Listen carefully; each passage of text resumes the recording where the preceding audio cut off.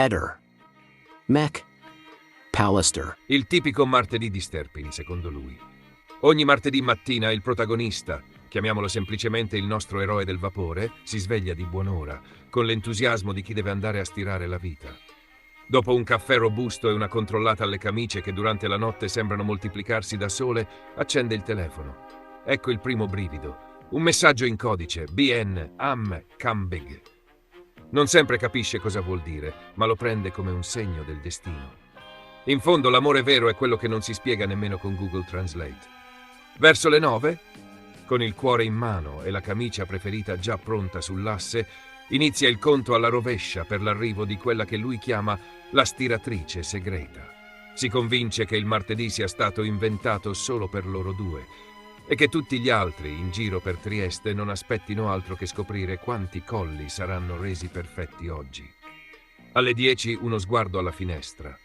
Alla fermata dell'autobus nessun segno di movimento, tranne forse un signore col cappello rosso che ogni tanto scambia per una presenza. Non sia mai, meglio segnarsi l'orario, non si sa mai possa tornare utile nelle interviste future. Finalmente, ecco il campanello. Ma spesso, prima della suonata, arriva la telefonata rituale. Buongiorno, oggi stiro 3, massimo 4 camicie e magari faccio pure un po' d'ordine nell'armadio. Lui annota tutto, sarà materiale prezioso per futuri racconti. In realtà, nell'armadio ci sono solo 2 camicie e una ciabatta spaiata, ma ogni martedì il numero cambia. Misteri del bucato. Mentre la stiratura avanza, tra una nuvola di vapore e una canzone della radio, volano battute e storie del passato. Lui ne approfitta per lanciare qualche dichiarazione romantica e magari, se la giornata è ispirata, inventa un messaggio criptico da inviarle per il prossimo martedì. Tipo, ricorda, la vita è come una camicia. Se la pieghi bene, occupa meno spazio nei pensieri. A mezzogiorno, quando le camicie sono più dritte di un magistrato il lunedì, si brinda con un caffè e una fetta di pandoro avanzato dal Natale. Il martedì è il nostro giorno, dice lui, tutto soddisfatto, ma appena lei esce dalla porta già inizia la nostalgia. Chissà cosa vorrà dirmi la prossima settimana, magari aggiungiamo una maglietta o 2. Nei pomeriggi liberi, il nostro eroe si dedica a rileggere tutti i messaggi della settimana precedente, cercando significati profondissimi in ogni BN e in ogni AM. Se trova una sigla nuova, si emoziona. Pensa sia il segnale che presto partiranno per una grande fuga d'amore, almeno fino alla lavanderia sotto casa. La sera si affaccia al balcone, guarda le luci di Trieste e sorride. Solo chi ha vissuto il vero martedì del cuore può capire. La mia vita è tutta un ferro da stiro. Qualche bruciatura, tante pieghe, ma ogni tanto una camicia perfetta. Così si conclude ogni tipico martedì di Sterpin, con la speranza che la prossima settimana porti nuove avventure, nuove camicie e magari, chissà, una nuova ciabatta da raccontare. Beh, senza Liliana è drammatico, specialmente quando sono a casa che ho tutte le cose di Liliana, sono lì, i suoi vestiti, le sue scarpe, le sue cose, gli armadi, è veramente molto molto molto difficile. E adesso sei indagato. È stato un momento estremamente devastante essere indagato, però insomma mezza Italia è indagata, cioè, dopo vedremo cosa verrà fuori. Non ho niente da nascondere. Molta gente mi ferma, in qualsiasi posto dove vado ormai conoscono la mia storia e mi vengono vicino, mi danno la mano e mi dicono siamo tutti con te. Da casa tua hanno preso un po' di tutto. Parli di quello che è stato portato via da casa mia, cioè i coltelli. Ma guarda, io sono contento che loro sono venuti, così avremo chiaramente tutte le cose chiare, quello che il PM sta cercando. Sono contento che sono venuti perché avremo delle risposte. Io mi baso su quello che ha detto il dottor Castantelides nella sua perizia medico-legale. Chi vuole spingere verso il suicidio si basa sulla perizia di Costantinides, chi vuole spingere verso l'omicidio si basa sulla perizia della Cattaneo. Sospetto il fatto che tu punti la prima. Infatti noi abbiamo chiesto a Alice e Paolo Bevilacqua di fare una nuova perizia medico-legale per poter stabilire esattamente tra le due consulenze della dottoressa Cattaneo e del dottor Costantinides, di capire ci sono tante cose che non quadrano. Cioè non si riesce a capire cosa sia successo. Cioè uno dice che è morta il giorno 14 e che si parla di un suicidio perché il dottor Costantinides dice io ho visto tanti cadaveri, tante cose, ho fatto centinaia di autopsie, questo e quell'altro. Il corpo di Liliana trasmette questo fatto di un suicidio. Sinceramente il fatto del suicidio tante volte ne ho pensato, veramente è una cosa che mi fa estremamente male. Cioè io non ho visto segnali, non ho notato niente di anomalo sul nostro rapporto, sulla nostra vita. Come tutte le coppie ci sono momenti così, momenti di gioia, di vita, di tutto insieme. Noi eravamo insieme fino al giorno prima, perciò dimmi te. Avevate un rapporto sufficiente? Buono. Io sfido chiunque. Se c'è qualcuno che ha qualcosa da dire nei nostri confronti, se ci ha visto litigare queste sono cose che comunque verranno chiarite nel futuro. I miei avvocati, Alice e Paolo Bevilacqua, in questo momento stanno esaminando da giorno e notte quelle che sono le cose che sono emerse, le cose che sono state presentate. Dopo, quando sarà il momento, tireremo fuori. Ultimamente anche Claudio Sterpin arricchisce i suoi racconti come se fossi tu. Hai fatto scuola, ti piace quello che dice? Ma guarda, queste sono le sue verità, io non voglio commentare assolutamente in questa sede quello che sta dicendo. Io solo chiedo a Sterpin di rispettare quello che è Liliana, la sta veramente infangando di cose che non sono vere, a mio avviso, cosa vuoi che ti dica? Io ho molta stima di questa persona e di conseguenza mi fa un po' tenerezza di questa sua convinzione di essere stato l'amante speciale. Ti piace Claudio? Sì, perché ha avuto un passato indubbiamente molto importante, perché è stato un maratoneta, perché ha fatto la storia di Trieste per quanto riguarda lo sport. Liliana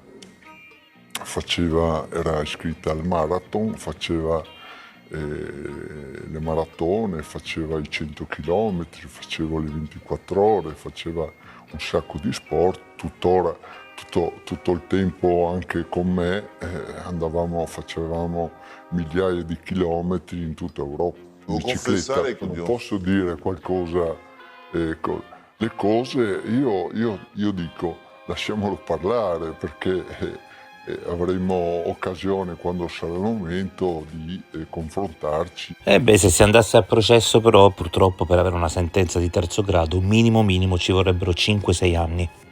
Ci siamo visti, abbiamo parlato. Ma al di là...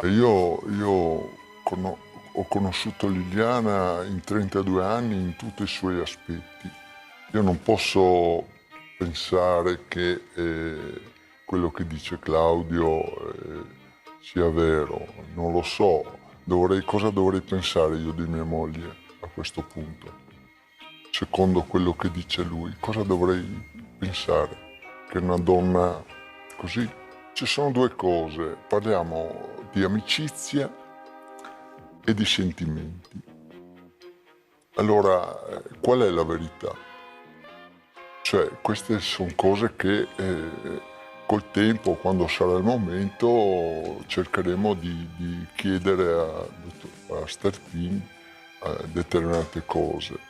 Io ti dico, sono qua perché voglio anche parlare di questa super perizia che il mio avvocato Paolo Bevilacqua ha cercato di depositare in procura per avere una nuova perizia medico-legale in modo da stabilire, da capire da quello che è successo a mia moglie. È per questo che i miei legali, Paolo e Alice Bevilacqua, hanno chiesto di fare un esame a 360 quindi lei gradi vorrebbe che altri... a tutti quelli che sono stati vicini in questa storia. Quindi parliamo anche- dei vicini quindi- di casa, parliamo di Covalero, Claudio Sterpin. Io chiedo a Sterpin di rispettare Liliana perché non è qua per difendersi. E io non è che non sono andato a cercare, gli inquirenti sono venuti da me, mi hanno detto che si parla di un allontanamento volontario. Io ogni giorno ero in contatto con la questura, andavo in questura a parlare, a cercare. Dove vai a cercare? Abbiamo guardato un po' dappertutto i posti dove io e Liliana andavamo. Cosa sa lui? Cosa sa lui? Mi devo confrontare con Sterpin. Quando sarà il momento ne parleremo. Non devo difendere da nessuno. Io voglio avere delle accuse chiare, precise e dopodiché mi difenderò. Come fai nella stessa frase a dire prima che non ti devi difendere da nessuno e subito dopo che appena saprai di cosa ti difenderai? Non sono accuse, questi sono suoi pensieri. Pensi che l'indagine ti abbia ormai mirato in modo preciso? Dalla prima, dalla seconda. Sì, parliamo della seconda, la prima era un'altra storia. La seconda. E questo è tutto da valutare, cioè non sarò io a dare queste risposte, ci saranno i miei avvocati che comunque stanno vagliando giorno e notte, ripeto, tutte le carte, tutte le cose che comunque sono emerse, sono a disposizione e dopo eventualmente daremo delle risposte.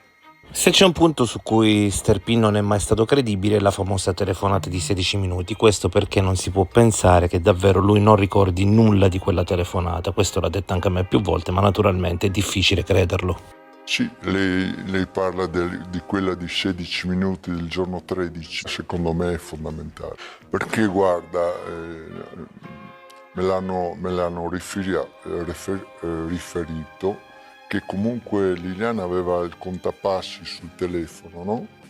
E lei ha fatto 54 metri e 40 rotti centimetri per la casa, evidentemente quella telefonata c'era qualcosa che non andava a 13. A Trieste gli abitanti A sono stati sostituiti con gli abitanti B, cioè praticamente non ci sono più veri abitanti ma ci sono solo sosia in giro per la città. Quella che esce invece la mattina da casa è Liliana? Certamente sì. Mi ricordo benissimo quando ci siamo salutati dalla finestra, io avevo la macchina proprio di fronte alla finestra, lei veniva sempre a salutare.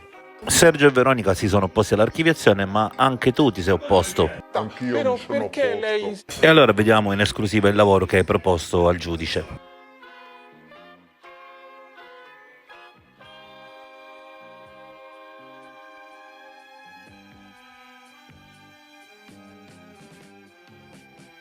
Da buon amico di Barzan, che è abituato a vedersi bruciate le macchine, anche tu hai una fissazione col bruciare e volevi cremare Liliana. Questo era una sua volontà. Noi avevamo deciso, ognuno ne avevamo parlato e io ho detto guardate, guarda Lili, se dovesse succedermi qualcosa voglio essere cremato. E lei mi ha detto la stessa cosa. La cosa incredibile è che dopo tante polemiche si scopre che lo stesso Sterpin ha detto la stessa cosa alla Masucci di Rai 1. Non si pensava a tutto questo che è venuto fuori poi. Beh, vai a rivederti i miei video di gennaio 2022 e poi mi dici se non si pensava. Lasciando stare i soldi che quelli bene o male li hai ancora, cosa ti manca di Liliana oggi? Tutto, la mia vita è finita. Cioè io continuo ad andare avanti e indietro, per carità, però sono come una scriggia impazzita. Ah, quindi sei turbatissimo. Sereno, tranquillo, ho molta fiducia in quello che stanno facendo i miei legali, soprattutto i miei legali, e non vedo l'ora di confrontarmi. Due cose coerenti di fila mai. Cos'è invece che ti ha fatto più incazzare finora? Le cose che dice il presunto amante. Fu proprio a me che una volta dicessi che non potevi parlare perché sennò saremmo finiti male sia io che tu. Mi ha messo in guardia Liliana. Lei stessa me lo ha detto, il perché è semplicemente che alle spalle di Sebastiano di tutta questa storia può esserci della gente sporca, motivo per il quale siamo insicuri tutti. E poi se uno non trova te si rivale sui familiari obiettivamente. Davanti al negozio ci sono forse passato perché sapevo dell'esistenza del negozio per aver accompagnato Liliana nei paraggi al magazzino. Cioè io sapevo dell'esistenza e anche del fatto che lei ci andava spesso, soprattutto negli ultimi tempi. Ehi, non dimenticare di iscriverti a questo canale.